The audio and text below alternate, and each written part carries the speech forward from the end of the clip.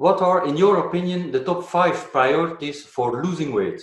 Welcome to my channel. The Lifting Dermatologist, Steven DeVos. Steven DeVos. He's got a ton of great stuff. A Belgian doctor with 30 years of weightlifting experience and the author of Flexibel Dieet en Krachttraining. If you want to learn more about fitness and nutrition, hormones and anti-aging, please like and subscribe. All this to optimize your life overall. I also invite you to join my other YouTube channel TRT and Hormone Optimization. The link you can find in the description of this video. Welcome back everyone to the video. Today we have Gil T back on the channel. Welcome, Gil. Thank you, Steve. It was a pleasure to be here with you. Thanks, Gil. So there's a link to Gil's website under this video in the description and under each of the videos where Gil is in. And that website is Next Level Dietetics. Nextleveldietetics.com, correct. That's right. Thank you, Gil. So Gil is an expert in bodybuilding, physique, working out, and of course in losing weight, diet, and so on, supplements. So today we're talking about some priorities of fat loss, weight loss. What are, in your opinion, the top 5 priorities for losing weight? Okay, so the top 5 priorities are all evidence-based, although the first one is more of a social aspect and less scientific because it's more of a lifestyle type of a priority. And then you'll notice that the next 4 are essentially more scientific. And for the purposes of this video, to keep it more in layman terms, I'm going to try to restrict the amount of biochemical and cellular respiration talks and stick more to the terms that people are going to understand for the most part, and just keep it really simple without dwelling too deep into each category. So the first priority is going to be adherence, and we'll touch more on adherence later if you want to break down what each one means, but adherence is definitely going to be the number one. No matter how scientifically proven and efficient the plan is, if you don't adhere to it, it is actually worth 0. So your level of adherence is always going to be the weakest link in the chain. If I give you a chain that's made out of steel, but one of the links is made out of bubble gum, that is where the chain breaks. This in nutrition is the level of adherence. And oftentimes people overcomplicate a plan. They try to stick to a plan that is not conducive to their lifestyle or their level of adherence, and therefore they're going to fail. So that is by far the number one priority that you must address. You must meet a client or patient where they're at. You got to consider their level of education, their level of readiness, their priorities, and make sure that the plan is adherable and realistic. The second is going to be energy balance, and we'll touch more on that because people often get confused by energy balance, but to simplify in terms that people understand, it's calories in versus calories out. We cannot discount that, and I know it sounds cliche, but yes, that is extremely important for the sake of reducing body fat. Let me just preface this by saying that when people discuss losing fat, you have to think of fat in terms of mass. You can affect change to mass by either increasing body mass or decreasing body mass. And the 3 types of masses that we can effectively control is lean tissue, specifically muscle, because lean tissue can also encompass your bones, your organs, your skin, and obviously we're not going to change that. But your lean tissue, meaning muscle when it comes to nutrition, your water mass, and your adipose tissue, which is your body fat. Those are the 3 types of mass that we can affect change to. I know everyone always wants to increase muscle while reducing fat, and that is great, but for the purposes of changing body mass, you must choose one priority at a time to keep it simple. And therefore you need to either be in a caloric surplus or a caloric deficit. That is a positive and negative energy balance. That is priority number 2. It is actually number 1 on a scientific level. It is number 2 on the hierarchy of priorities overall. Number 3 is going to come down to not what people think, which is normally macros. It is actually protein distribution. Protein distribution means that your protein should be distributed throughout your day. You always want to remain in an anabolic state and supply your body with enough amino acids to rebuild all of the tissues, organs, muscles, etc., and processes that your body requires. This happens on a cellular level, and if you ever fall deficient and your nitrogen balance goes into the wrong, proportion, you're going to be in a more catabolic state where you're going to be breaking down proteins into amino acids. You want to remain anabolic, especially in a caloric deficit. Protein distribution is extremely essential. Next, this is number 4. This is going to be your macronutrient balance. And this is your proteins, carbs, fats. I dislike referring to these the way you often see them referred to, and that is in ratios or percentages. The ratio and percentage is just a result of what your plan looks like. It's not a 40-40-20. It's not a 40-30-30. It is essentially building proteins first, according to your needs, followed by carbohydrates, and then your fats are going to make up the difference. We'll get a little bit more into that as far as should you be eating more carbs or more fats a little bit later. But that is your macronutrient balance, and that is number 4 on the hierarchy of priorities. And then finally, number 5 is going to be micronutrients / timing. People always think, well, should I be eating late at night? Should I avoid carbs at certain periods? Should I be fasting? That all comes down to timing, and timing is number 5 on the scale of priorities, along with micronutrients. Micronutrients are the smaller elements. For example, your carbohydrates are a macronutrient.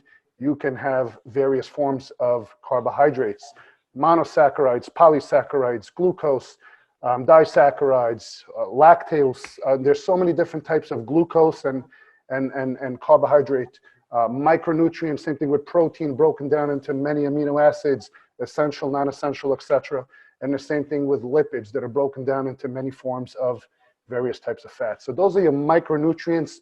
For the sake of avoiding too much biochemistry today, we're probably not going to dwell too much into the micros, but understand that they are not on the top of the priority list when it comes to affecting change to your physique or your body fat.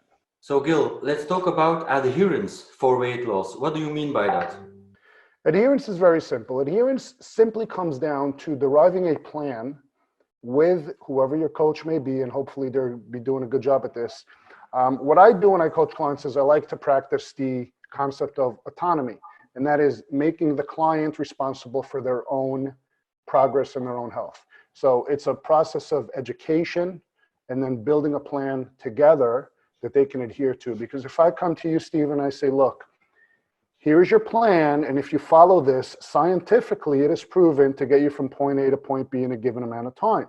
That's all great if you were a machine and you had no job and no family, and all you did was prioritize that plan. That may work for a professional athlete who has a 7-figure contract to look or perform a certain way. We can derive a plan, and that is their number 1 priority. They're willing to sacrifice other factors of their life. For your average working individual with a family and a life who wants to look a certain way, to realistically tell them that they need to do A, B, and C or else, that is not adherable. They're going to crash and burn. So deriving a plan that is adherable and fits a person's lifestyle is the number 1 priority after the initial assessment in order to plan correctly so that they could be successful. Now, it's important to note their level of success and the rate at which the success comes is going to be inhibited by this plan. The less scientifically precise this plan is, for the sake of increasing adherence, the more we're going to inhibit or stall their progress. They need to understand this and have patience, and that is quite okay. Giving you a plan that gets you from A to B in 4 weeks is not sufficient if your level of adherence is going to be 50%. I would rather give you a plan that gets you from A to B in 16 weeks that your level of adherence can be 90 or 95%. Okay? So it's very important to note, and that's why adherence is the number 1 priority in the entire planning process of a proper nutrition program. And how do you know what kind of plan your patients will best be adhering to? This comes through a proper assessment process. This is an interview process, and this is where autonomy comes in. It's a 2-way communication. We need to assess, use our knowledge and experience, use evidence-based science that has worked before, use case studies that have worked before, and then go back to the individual and explain, here's what works. How do you feel about following a program that requires you to eat 8 times a day? Well, no, I can't do that. I'm a police officer, or I'm a teacher, or I'm a physician, or I can't do that. Okay, well, what do you feel you can do? Maybe I can do 3 times a day. Great. Now I have to go back to the drawing board and reassess and say, okay, this individual has 3 eating opportunities per day, Perhaps I can throw in 2 more quick snacks on the go. Maybe those are going to be supplements, so they're not, inhibiting their day. But then what do I do with those 3 meals to make sure that I'm A, distributing correctly, and B, still hitting the energy balance and macronutrients that I am looking for? Next, I have to look at when are they training? What is the timing? These are all factors that you have to assess, you have to plan, okay? You have to implement, and then you have to evaluate and then reassess and go back and constantly change on the go. As their body changes, you need to make assessments, reevaluate, and change. And as their adherence level may change due to various factors, you have to, again, repeat this process. So it is a little bit of a, people think, well, why don't you just write me a meal plan and let me have a go at it? There is a lot more involved, okay? It's a constant shift, but at the same time, it's something that's extremely doable. And this is why I say, if you have someone competent on your team and you're really serious about your success, it's not rocket science. It is science, but it's not rocket science. People say, how do I lose fat? Quite simple. Consume less energy than you expend. There you have it.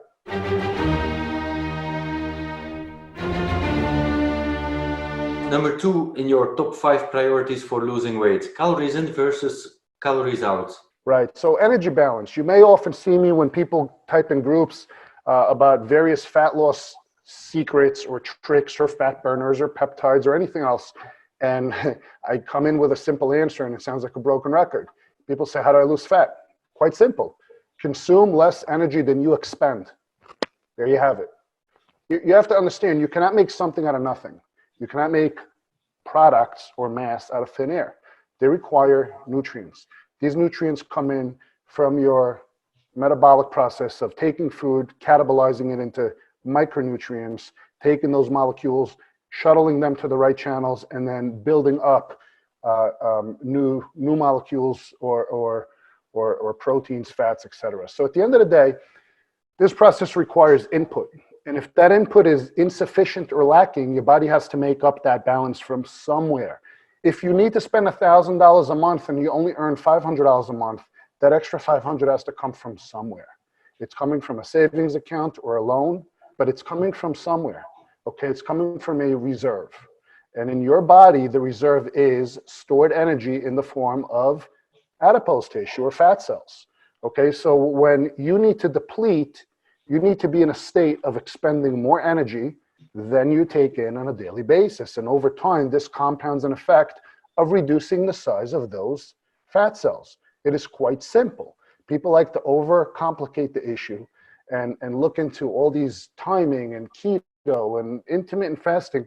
Look, all you're doing is restricting the amount of calories that you're consuming, whether you're handcuffing your hands for 16 hours a day, which I dislike because it causes other metabolic disruptances, but it also essentially ruins your protein distribution, which, if you recall, is the next step, and it's more important than macronutrients.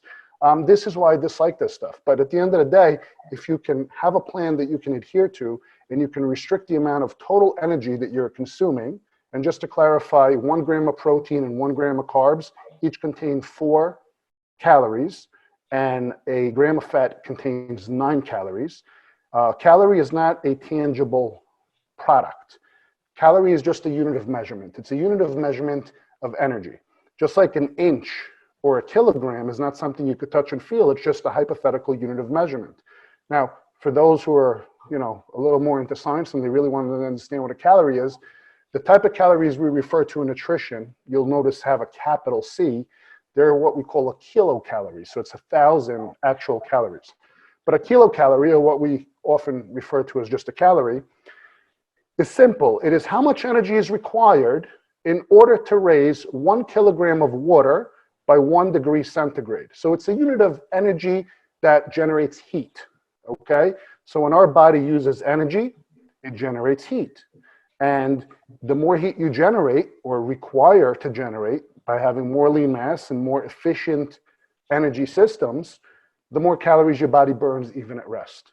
So therefore, when you understand how that works and you can derive a plan to consume a negative energy balance or a deficit from your requirement, you're going to dip into your reserves. So very simple, energy in versus energy out. Consume more energy than your body requires, it will store it It may store as muscle, it may store as fat, and that's a whole nother topic, but it will increase mass. Consume less energy than your body requires, you will reduce mass. Again, you can lose muscle or fat, and this is where number 3 comes in, which we'll get into as well. Okay. Do I have to count calories in your type of mindset to lose weight? The short answer is yes. The long answer is most people do it incorrectly. And I don't have people counting calories. What I do when I coach people is I don't tell them I want you to eat X amount of calories. I give them a meal plan. I may tell you, Stephen, for meal number 3, I want you to consume 8 ounces of lean turkey. I want you to consume 6 ounces of a baked potato, or I want you to consume 2 cups of jasmine rice. So I'm doing the math for you, and I'm converting that into food, words that people can understand. They don't need to be concerned with numbers. That's my job. But yeah, if you're going at it alone, you better understand the math and the science behind it. And when people tell me, hey, I'm eating in a caloric deficit and I'm not losing weight over time, then there's 1 or 2 options. You're either a liar or you suck at math. There's no in between. Okay. In daily life, you know, I like the flexible diet. I've done it for years now. So taking that into calculation, I have to keep track of the calories I eat, the things I eat, the portions, of course. So yeah, I like tracking. That's the best way for me, because that way I don't have to stick to a diet plan, a meal plan. I can eat whatever my wife cooks for me and the kids. Mm-hmm. Number 3 on your list of priorities for weight loss, a bit surprising even, protein distribution. Yeah. So this comes back into anabolism versus catabolism. And what is anabolism versus catabolism? It essentially defines metabolism. Metabolism is the process of catabolizing and anabolizing molecules. So catabolism happens every time you eat food. You're taking in larger masses or compounds, and you are breaking them down into their simplest form, sometimes down into a single atom, but oftentimes into a molecule, which is a series of 2 or more atoms of a similar structure. And when you're catabolizing down into those molecules, they're able to enter the cell via various enzymes and portals, and then your cell understands how to convert that into energy, okay? And again, without going too deep into ADP and ATP and protein synthesis, at the end of the day, protein is the building block of your body. It is not an energy source. It can be an inefficient energy source in the case of gluconeogenesis, when you're very, very deprived of energy, which we'll get into in the macronutrient talk, but protein is a building block. And that building block makes up everything in your body. Okay, your organs, your muscles, and a lot of the functions in your body, you know, even parts of your cell wall, which are various channels, are made up of proteins. At the end of the day, protein is extremely essential. The more protein you have, the more your body is able to repair. It repairs tissues that are broken down throughout the process of life and naturally throughout training. If your protein distribution is lacking, what's going to happen is you're going to fall into these periods of deficiency. And in these periods of deficiency, you're going to notice that you're becoming more sore from your training. You're going to notice that you may be going really hard but not eating sufficient amounts of protein to actually recover. And ultimately, you may lead to injury.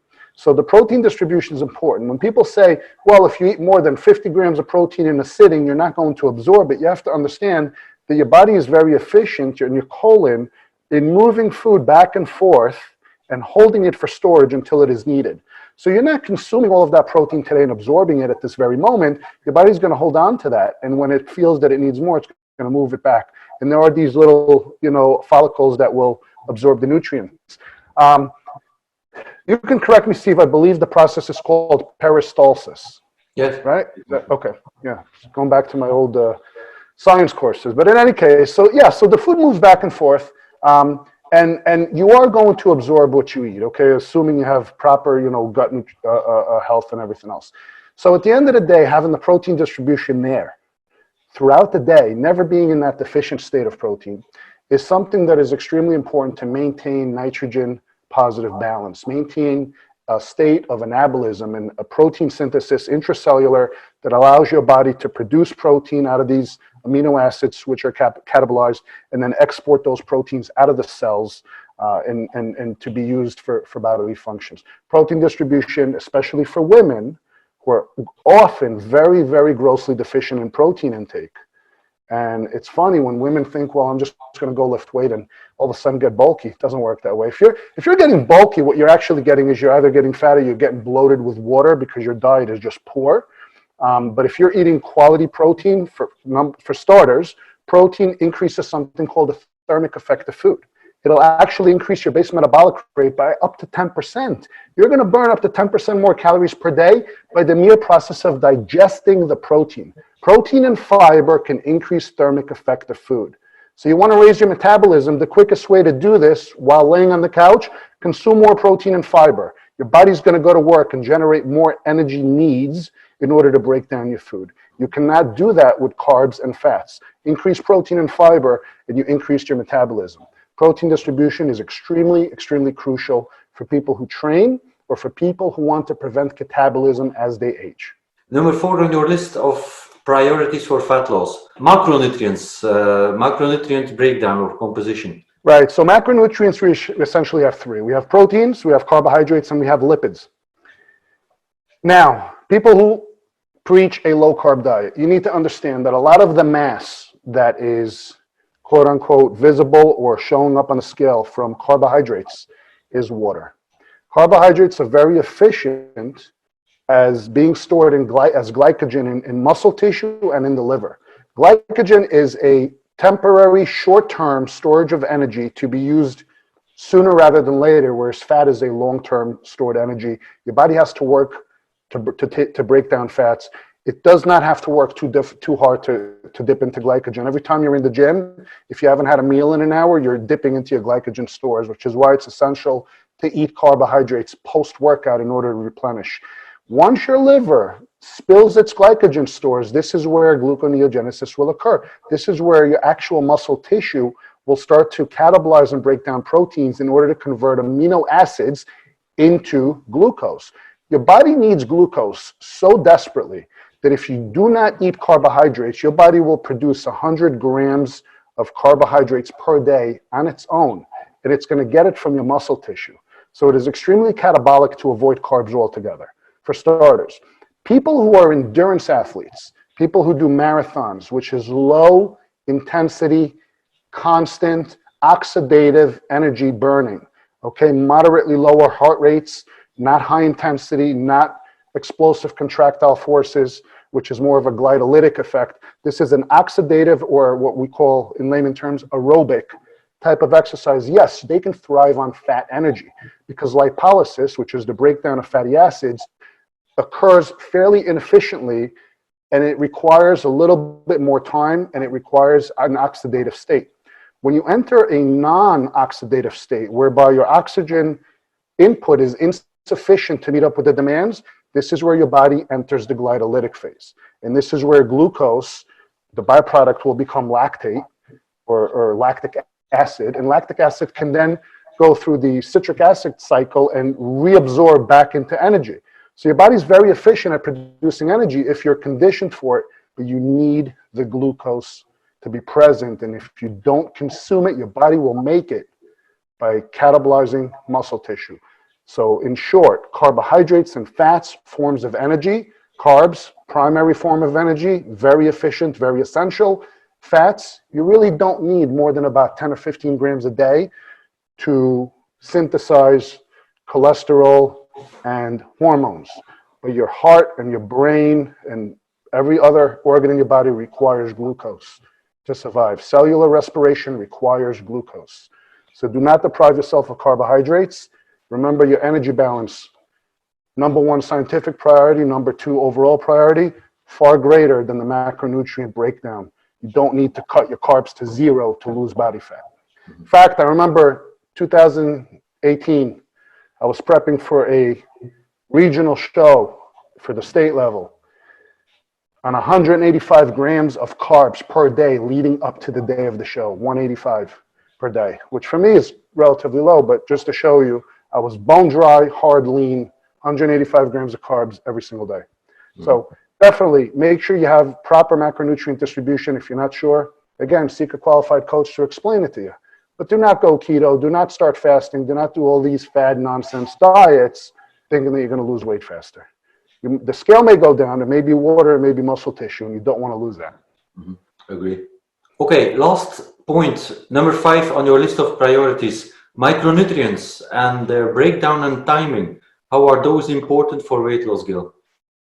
I briefly touched on timing in the previous subject, and that was when I mentioned the post-workout. So micronutrients, this is where you may have a little bit of input. Flexible dieting. Flexible dieting from a scientific standpoint is a bad idea. Now hear me out before you jump down my throat. Here is why. You can eat a glazed jelly donut and make it fit your macros. That is flexible dieting. Exactly. The micronutrient aspect that is going to have on your insulin spikes, on your overall metabolic system, and on your long-term health, and on your gut flora, and other implications is not going to be very positive. Now, here is where flexible dieting works in the real world. If flexible dieting brings your adherence level from 60% to 90%, what's more important, adherence or micronutrients? Adherence takes precedence, and that's why flexible dieting can work in the real world. Scientifically, in a perfect world, dump the flexible dieting, eat the same quality meals daily, and adhere to them. But if adherence will suffer, yes, go to the flexible dieting. I'd rather you adhere to a less than perfect diet that we can control all variables on and make sure that you're doing for a long period of time, rather than give you a perfect science and have you fall on your face. So hopefully that makes a little sense. Sure, but I eat very flexible with 90% clean food, so that's no problem. I'm well aware, but that's you.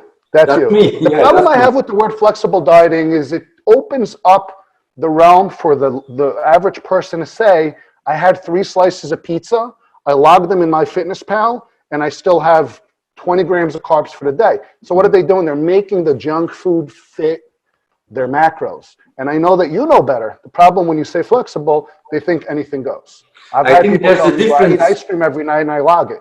Sure thing, but I think there's a difference there with if it fits your macros.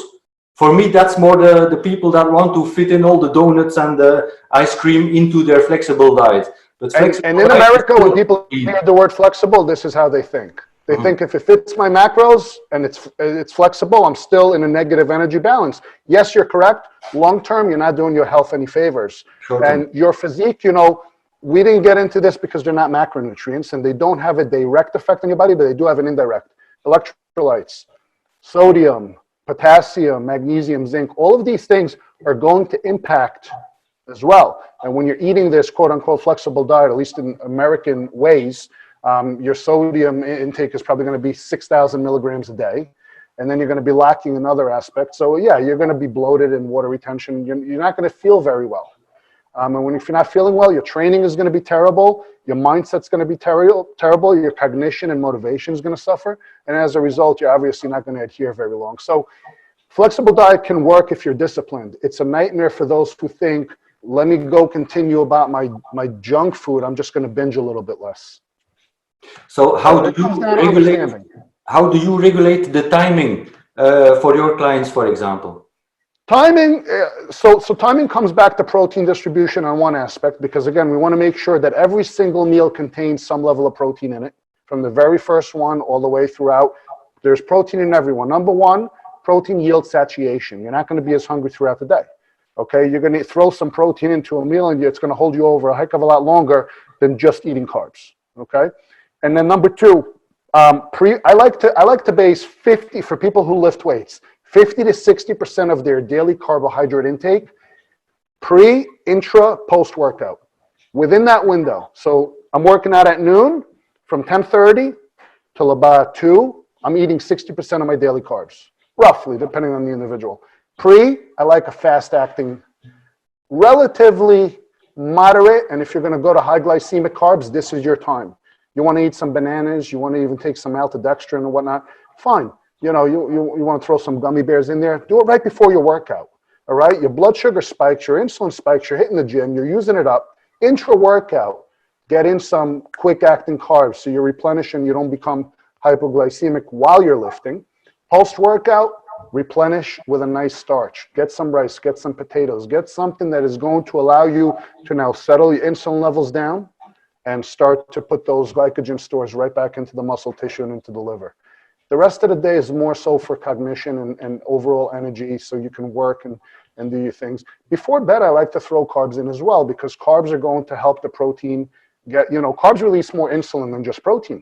And the insulin receptor will allow protein and carbs into the muscle, into the cell. And this is essential when you sleep, because a vast majority of the body's repair system is a mechanism that occurs while we're sleeping. So avoiding carbs before bed, no, I definitely eat carbs before bed. So rather than chasing calories burned, make yourself a fat burning machine around the clock. The biggest misconception I see, especially with women, is they become cardio queens. What are some common weight loss mistakes and misconceptions? Weight loss mistakes and misconceptions I find pretty common across the board, although I would say women tend to dwell on this a lot more. First and foremost, increasing your BMR, or base metabolic rate, is essential. And here's an analogy I always give. If you're a 4-cylinder engine, you're not burning a lot of fuel at idle. If you're a supercharged V8, you're burning a lot more fuel at idle. You're spending most of your 24 hours in an idling position when it comes to physical activity. You may be in the gym for an hour or two. The rest of the time you're sleeping for a third of the day, or you're working at a desk, or you're going about your business. You're not really actively burning a lot of energy. We're not hunter-gatherers anymore. We live in a technologically advanced society, okay? Our next meal is a phone call or a 5-step away process. We no longer need to go out there and spear a saber-tooth lion and skin it and cook it. We don't need the amount of energy. So therefore, base metabolic rate is responsible for burning a lot of our energy. How do I increase this? Build lean tissue, build more muscle. This means to eat and fuel sufficient amounts of food, and again, increase protein and protein distribution. This will yield more muscle over the course of years, which elevates your base metabolic rate, which naturally, being a component of your total daily energy expenditure, will raise that as well. And when your total daily energy expenditure is higher, you can consume more food and still lose weight. So rather than chasing calories burned, make yourself a fat burning machine around the clock. The biggest misconception I see, especially with women, is they become cardio queens. They try to outdo what they're eating on the treadmill. Understand that chasing calories in a workout in the gym is a flawed approach. We don't go to the gym to burn calories. We go to the gym to build new muscle tissue. The calorie burn comes around the clock, because the minute you step off that treadmill and have a bowl of pasta or a salad with 2 tablespoons of olive oil, you just replaced 3 times the calories you burned. Exactly. You're chasing a hamster wheel. So stop trying to worry about calories burned. Stop looking at your Fitbit. Stop looking at the TV screen at those fitness studios that tell you burned 1,000 calories. First off, you did not, because your heart rate doesn't dictate calorie burn, and I could prove it to you in about 30 seconds. You ready? I'm sitting in my car, and I'm driving down the road, and I'm beating at 70 beats per minute. And all of a sudden, I see flashing red lights in my mirror. I'm being pulled over by the police. Now my heart is at 110 beats per minute. The officer walks up, he says, license, registration. I reach in my glove box, and I forgot my registration at home. Now I'm beating at 140 beats per minute. Am I burning more calories? I'm sitting in my car, seatbelt, relaxed. I got the heated and massaging seat going. Am I burning more calories at 140 beats per minute? The answer is no. So stop thinking that measuring your heart rate on a Fitbit is dictating how many calories you burn. It's just silliness, okay? With that said, stop chasing calories burned, guys. Start focusing on building lean tissue, and your calories burned will increase exponentially around the clock. And then you can get away eating more food and still losing weight. That is the number one misconception that I find in people trying to lose weight, is trying to exercise off the fat. Does not work that way. Don't take my word for it. Keep chasing the hamster wheel, and let me know when you are serious about making the change. And maybe at that point, you'll take my word for it. Okay. Any other diet mistakes you can think of? Yeah, drink a lot more water, guys. People are grossly dehydrated. Every cellular function in your body relies on water. again, without getting too deep into biochemistry, converting ATP into ADP and releasing a phosphate. This is the cellular energy that occurs every minute of every day, millions of times in every cell in your body. It requires a process called hydrolysis. This is where an H2O molecule attaches in order to release phosphates. This is water. If you are dehydrated, you are depleting yourself of cellular energy. Drink, drink, drink, drink. Osmosis requires water for nutrients to enter and exit the cell. Drink more water. You're also going to increase the amount of plasma in your blood, lower your hematocrit, allow for more fluid nutrient flow throughout your circulatory system. Drink more water. That is the number one nutritional tip that everyone can do starting today. And one quick tip about water, don't drink when you're thirsty, because at that point you're dehydrated. Carry around, you see, I go through about 10 of these a day, just not even feeling it, because I carry them around with me. When I was more into competing, I would carry a 32-ounce sports bottle. I would fill it up, and I would drink it all day. If it's there, you're going to sip on it. If it's not there, you're only going to get up and get it when you're thirsty. I also have this own little personal policy. I put one of these on my nightstand at night before I go to bed, and I'm not allowed to step foot on the floor before I finish the bottle.